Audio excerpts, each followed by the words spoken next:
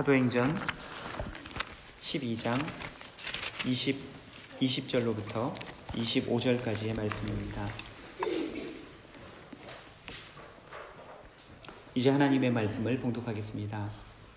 헤롯이 두로와 시돈 사람들을 대단히 노여워하니 그들의 지방이 왕국에서 나는 양식을 먹는 까닭에 한 마음으로 그에게 나와 왕의 침소 맡은 신하 블라스도를 설득하여 화목하기를 청한지라.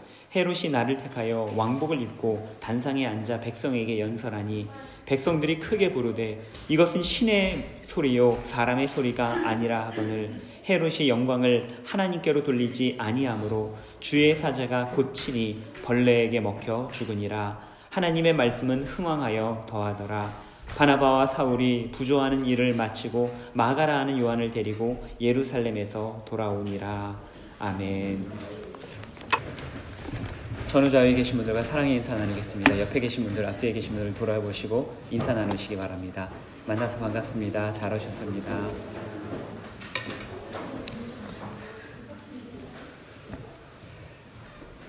세상에는 우리가 좋아하는 것들이 참으로 많이 있습니다. 우리가 찬양할 때는 주님 한 분만으로 나는 만족해, 나의 모든 것 되신 주님 찬양해, 이러한 가사가 있죠. 찬양할 때는 이렇게 찬양을 하는데 여러분들은 과연 이 가사와 같이 정말 그렇게 고백하실 수 있겠습니까? 하박국 선지자도 그렇게 노래를 했었죠. 비록 무화과 나무가 무성치 않으며 포도나무에 열매가 없으며 감람나무에 소출이 없으며 밭에 먹을 것이 없으며 외양간에 우리의 양이 없으며 외양간에 소가 없을지라도 나는 여호와로 말미암아 기뻐하며 나의 구원의 하나님으로 말미암아 기뻐하리로다. 무화과, 포도나무, 감람류 이런 것들을 이야기하니까 사실 그게 얼마나 근사한 것인지 우리들은 잘 모릅니다. 옛날에는 참 좋았던 것 같은데 사실 그래 무화과 있으면 좋을 텐데 뭐 없으면 별로 감흥이 없죠. 여러 교우님들이시라면 어떻게 노래하시겠습니까? 우리가 그것을 이루었을 때 만족감, 성취감을 누리는 것, 그런 것으로 한번 바꾸어서 치환해서 이 본문을 읽어봐도 좋을 것 같습니다. 비록 진급심사에서 떨어지고 월급은 쥐꼬리만 할지라도 진행하는 프로젝트는 끝날 줄을 모르는데 실험 데이터는 예상치를 벗어나서 앞으로 논문을 어떻게 써야 될지 고민이 될지라도 비자 종료는 가까워오는데 갱신되어야 할 계약은 차일피일 미루어지고 있을지라도 그럼에도 불구하고 우리 하나님 여호와 한 분만으로 여러분들은 기뻐하며 즐거워하며 살아가실 수 있겠습니까? 옛날에 부흥 강사님들이 그렇게 많이 말씀하셨죠. 아멘이십니까? 아멘 안 하시네요. 그래도 그러고 보면 사실 세상이 우리에게 만족을 주는 것들이 참으로 많이 있습니다.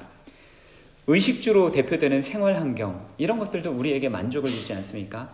최근에 제가 어느 가정을 신방을 했는데 최근 이사를 하시고 나서 이 가정이 이사를 했더니 삶의 질이 전과 후로 달라졌다고, 이 집에 대한 만족도가 대단히 높은 분을 만났습니다. 집이 그렇게 우리에게 만족을 줄 수 있는 것입니다. 새로 차를 사도 만족감이 있고요. 좋은 음식을 먹어도 만족감을 얻을 수가 있습니다. 돈과 재물, 힘과 권력으로 대별되는 이런 것들이 주는 만족이 있습니다. 사람들과의 관계, 명예, 인기 이런 것 등의 무형적인 만족감도 있습니다. 인터넷에 SNS에 사진을 올렸는데 좋아요. 이게 뭐라고? 이거 숫자 올라가면 괜히 기분도 덩달아 좋아지는 것 아니겠습니까? 제가 한국에서 오래전에 청년 목회를 할 때 그때만 해도 유행하던 것이 요즘에 유행하는 SNS가 아니라 싸이월드라고 하는 토종 SNS가 있었습니다.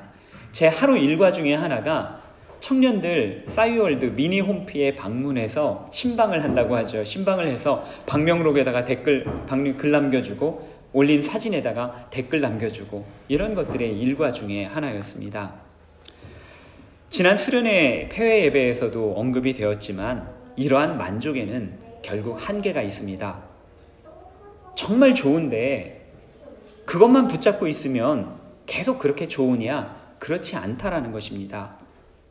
아마 많이 들어보신 말씀일 것 같습니다만 목욕을 하면 얼마가 행복하다고 합니까? 하루가 행복하다. 이발을 하면 일주일이 행복하다. 이런 얘기 전혀 못 들어보신 것 같아요. 옛날 이야기여서 그런 것 같아요. 요새는 매일 샤워하는데 뭐 목욕한다고 하루 행복하겠어요. 옷을 사면 한 달이 행복하다. 한 주에도 몇 번씩 사시는 분이 계실지 모르겠는데 집을 사면 1년이 행복하다. 이런 이야기가 있습니다. 좋아하는 정도나 강도는 다 다른데 그런데 중요한 것은 아무리 좋은 것도 이 좋아하는 것에 한계가 다 정해져 있다라는 거죠. 그 이상까지도 계속 좋지는 못하다라는 것입니다. 왜 그렇습니까? 인간이 천하보다 소중하기 때문입니다. 마가복음 8장 36절 말씀입니다. 사람이 만일 온 천하를 얻고도 자기 목숨을 잃으면 무엇이 유익하리요? 천하보다도 더 소중한 게 있는데 그것은 바로 내 목숨이라는 것입니다. 천하를 준다고 해도 결코 바꿀 수 없는 것, 내 목숨, 내가 더 소중하다라고 하는 것이죠.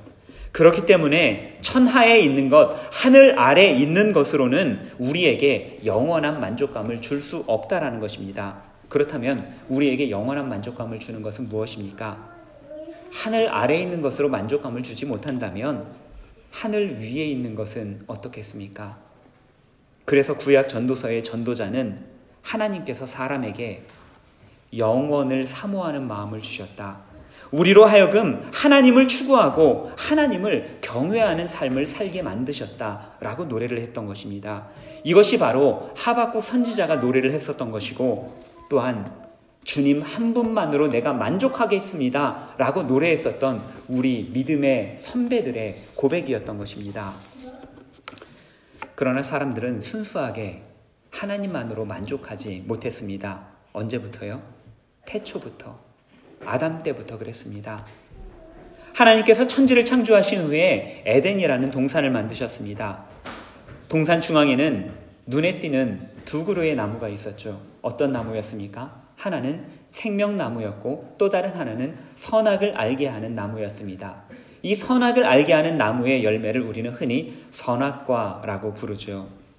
잘 아시는 바와 같이 아담과 하와는 선악과를 먹고 죄를 지었으며 에덴 동산에서 추방을 당했습니다. 불신자들을 만나게 되면 저에게 이런 질문들을 가끔 합니다. 아니 목사님, 하나님께서는 왜 선악과를 만드셔서 사람들로 하여금 죄를 짓게 만들고 또한 거기다가 추방까지 시키셨습니까?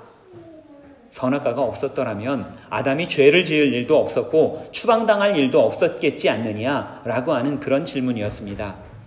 그러나 하나님께서는 선악과를 만들어서 아담에게 죄를 짓도록 하신 것이 아닙니다. 또한 선악과가 존재하지 않았더라도 아담과 하와는 동일하게 범죄하고 타락하였을 것입니다. 이를 증명하기 위해서 먼저 선악과가 무엇인지를 우리는 정의를 해야만 합니다. 선악과는 하나님과 우리 사이의 관계를 증명하는 이정표였습니다. 선과 악의 기준은 하나님께서 정하는 것이다. 선과 악이라는 것은 하나님의 말씀에 따라서 정해진다라고 하는 것을 보여주는 것이 바로 선악과였습니다. 선악과는 먹어서는 안 되는 과일이었죠. 왜 그렇습니까? 맛이 없었습니까? 안에 독이 들었습니까? 배탈이 납니까? 그렇지 않습니다. 단 한 가지 이유, 하나님께서 먹지 말라고 말씀하셨기 때문입니다. 이 한마디를 전해주심으로써 이것을 먹으면 악이 되고 먹지 않으면 선이 된다. 내 말이 선과 악의 기준이 된다. 하나님께서 우리에게 이정표로 세워주신 것이 바로 선악과였습니다. 선악과는 하나님께서 우리에게 명령하신다. 하나님께서 우리에게 말씀하신다. 하나님께서 우리의 주인이 되신다라고 하는 것을 보여주는 증거였습니다. 한편에서 아담과 하와, 이 아담과 하와는 에덴 동산에서 한없는 자유를 누렸습니다. 동물들의 이름도 자기 마음대로 지어줄 수 있었고요. 에덴 동산에서 나는 모든 것들을 자신들 마음대로 누릴 수가 있었습니다. 이들은 거의 왕과 같은 존재로 에덴 동산에서 살았습니다.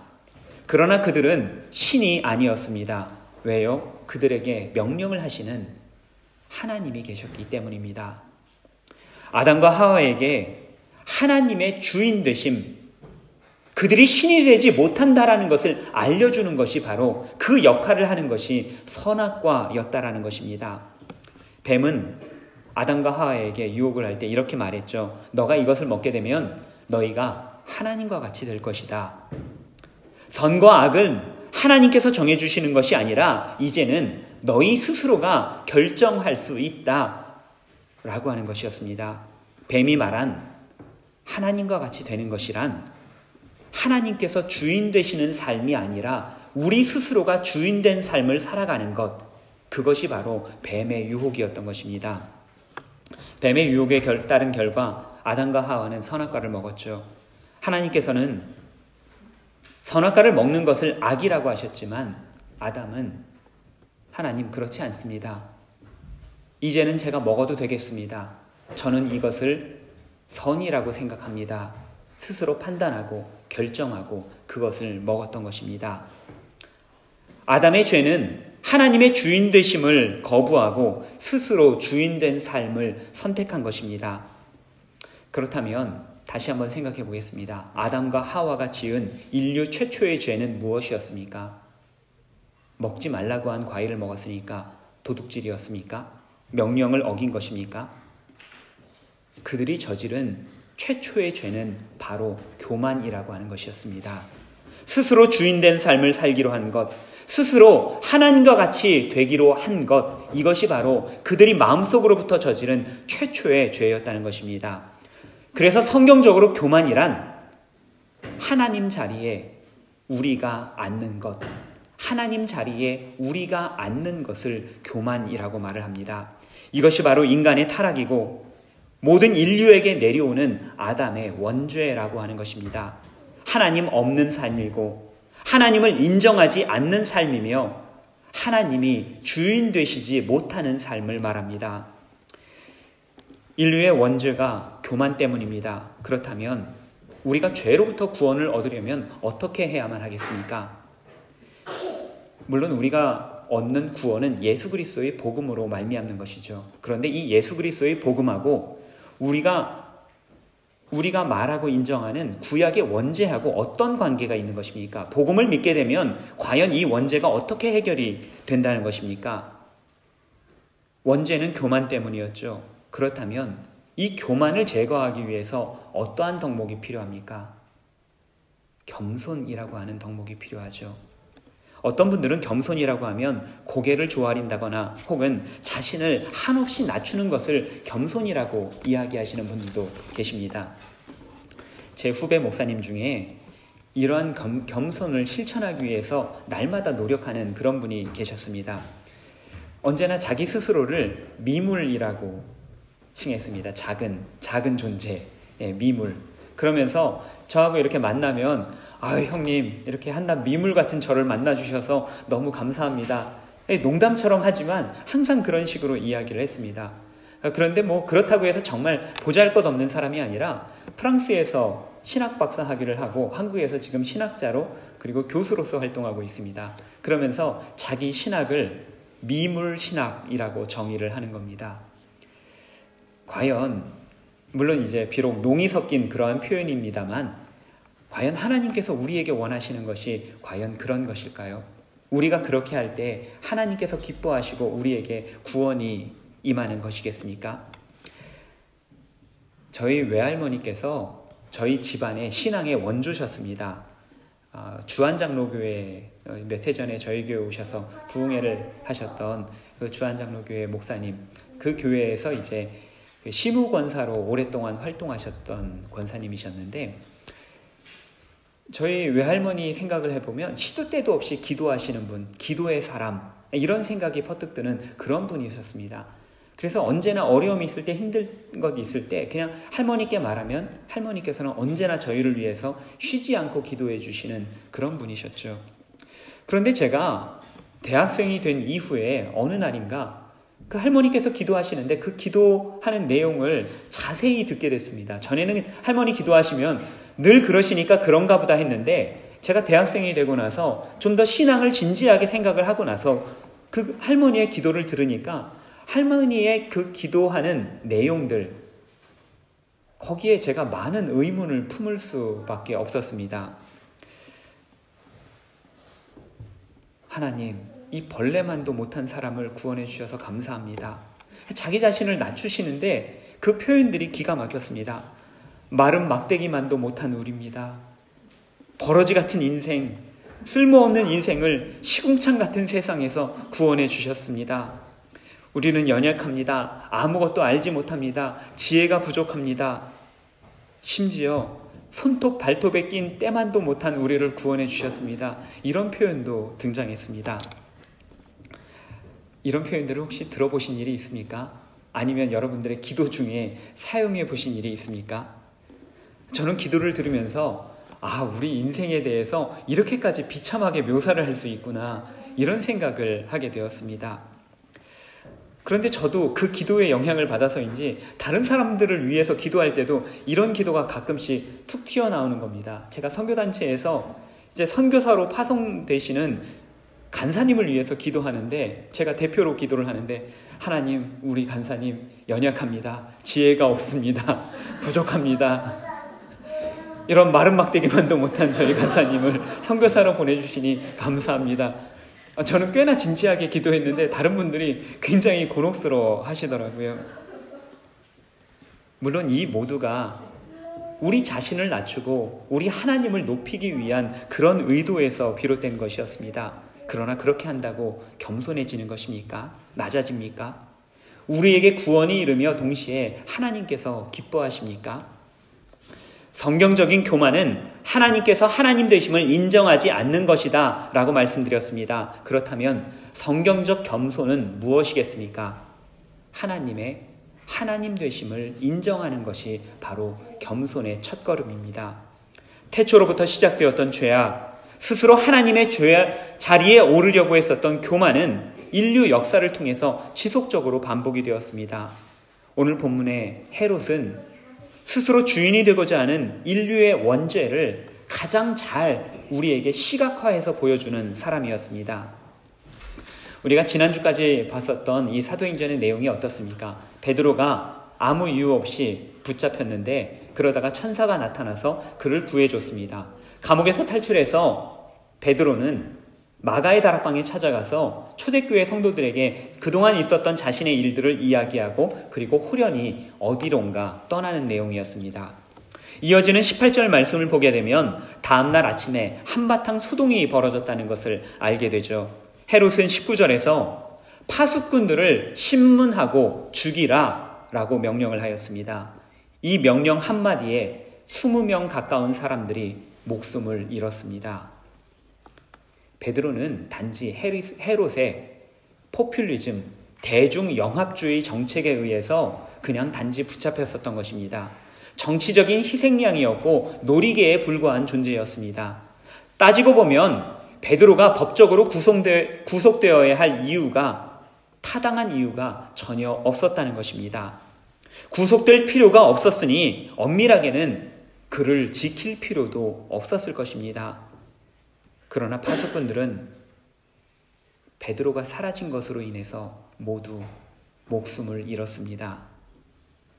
헤롯이 그렇게 명령하였기 때문입니다. 세상에 존재하는 모든 생명들은 하나님께서 창조하신 것이죠. 그러니 살고 죽는 것은 모두 하나님께 달려있는 것입니다.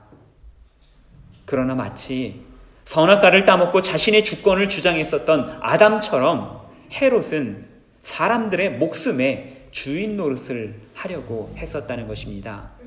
본문 20절부터 23절까지 등장하는 헤롯의 일화는 하늘 끝까지 다다른 그의 교만이 어떤 것인지 우리에게 너무나도 잘 보여주고 있습니다.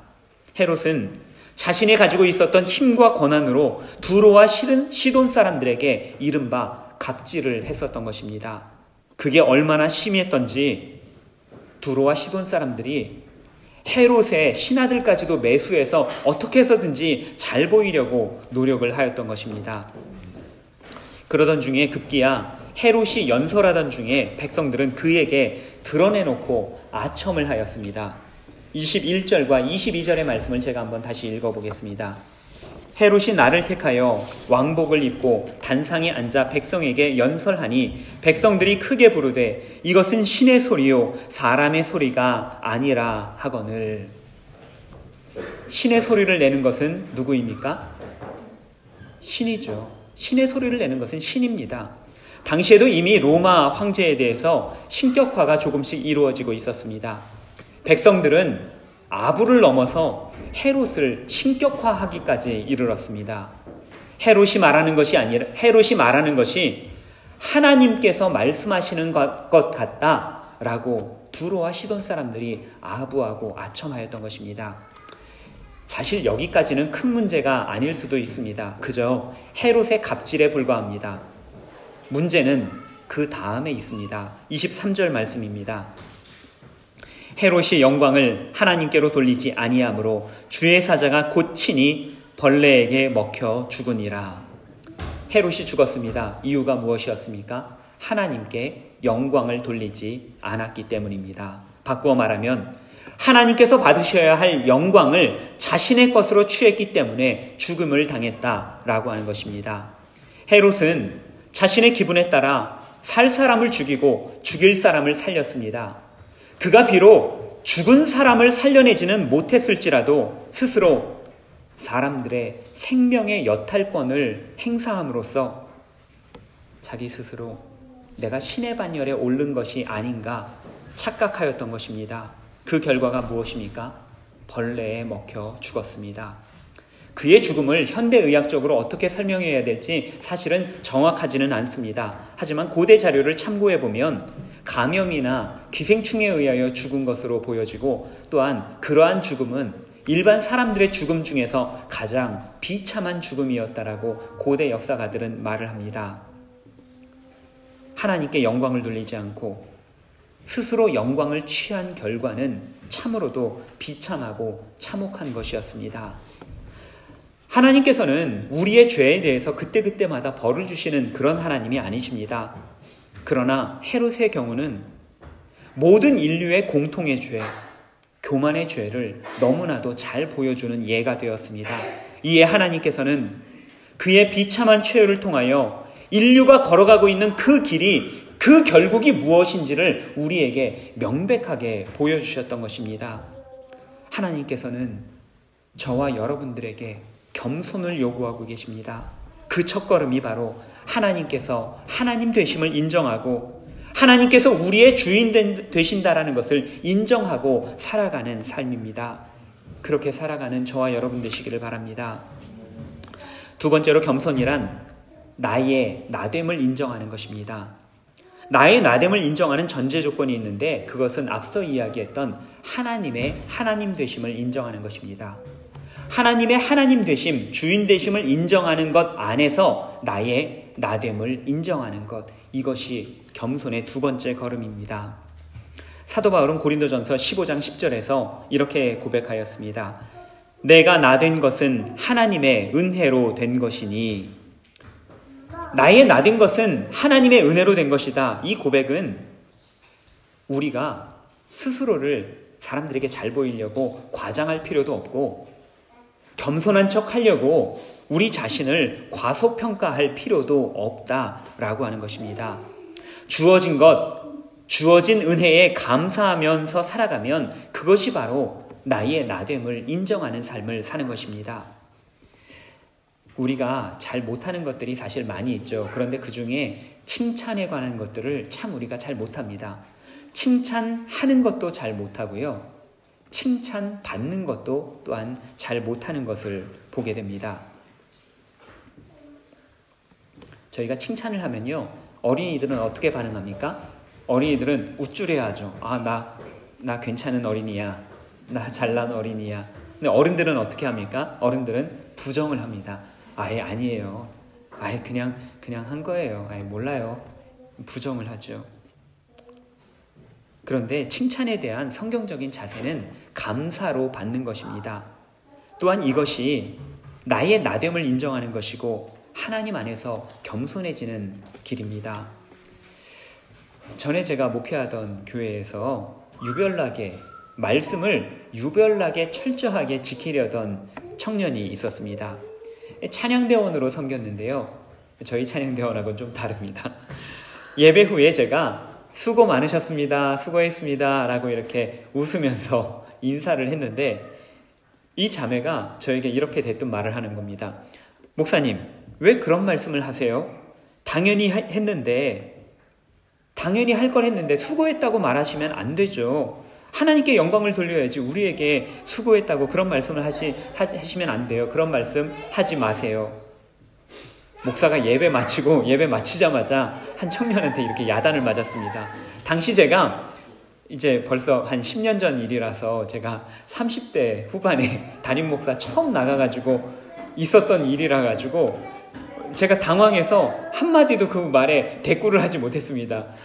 예, 알겠습니다 하고 제가 바로 사과를 하고 수그리고 이렇게 나왔던 기억이 있습니다. 하나님께만 영광을 돌리라 라고 하는 말을 너무나도 잘 교육받았기 때문에 그랬기 때문에 그 결과로 이런 말을 했었던 것이겠죠. 하지만 수고한 건 맞습니다. 그리고 우리 찬양대원들 예배 끝나고 수고하셨습니다. 칭찬해 주시고 격려해 주셔도 되는 겁니다. 괜찮은 겁니다. 하나님께 영광을 돌리기 위한 것이지만 우리 역시도 수고한 것이 맞기에 우리 역시도 칭찬받는 것이 당연한 것입니다. 그리고 이 칭찬은 겸손과 감사한 마음으로 받는 것입니다. 너무 뺄 필요도 없고 너무 의시될 필요도 없습니다. 수고했다고 하면 하나님께서 나를 써주셨군요. 감사합니다. 하나님께만 영광 돌립니다. 라고 하면 되는 것입니다. 옆에 있는 교우가 혹은 우리 이웃이 감사합니다. 수고했습니다. 라고 말을 하면 속으로 하든 겉으로 하든 하나님께서 또 이웃에게도 도움이 되게 하셨군요. 감사합니다. 하나님께 영광 돌립니다. 속으로 고백을 하고 우리가 마음으로 다짐하면 되는 것입니다. 나의 나된 것이 하나님의 은혜이기에 섬기고 봉사하는 칭찬도 감사로 받으면 되는 것입니다. 때때로 우리는 무익한 종이라고 스스로를 칭하기도 합니다. 열심히 일하고서 아무것도 아니에요.